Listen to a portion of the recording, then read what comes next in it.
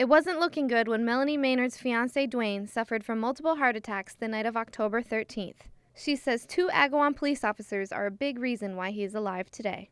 And all of a sudden I heard this awful noise. I can't describe it. It was the most horrendous noise in the world. All I know is I needed to call 911. Dwayne was suffering from the first of 5 heart attacks he would have that night. Melanie said she was shocked at how fast the officers got to her house. I say those 2 officers that arrived here first knew exactly what to do. And had they waited, who knows?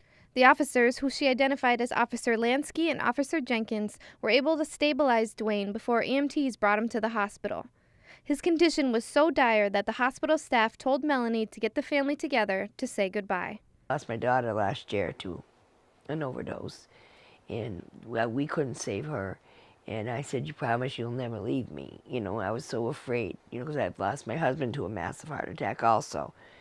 And so I put my head on his chest and I was crying. I said, "You promised you would never leave me." And then he squeezed my hand. I went, "Wait a minute here." That was the first sign of life from Dwayne, and Melanie says he was able to pull through because of the quick response from the 2 officers that night. You can do all the training you want, but to come into action like that is amazing. And I can't thank them enough because they saved me from another loss. I had so many losses within the last, sorry, but they did. And Dwayne is grateful too.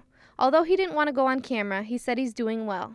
Everybody that reads this chart cannot believe that he is actually up and walking and doing the things he's doing. And although the 2 police officers would probably say they were just doing their job, Melanie says it was so much more.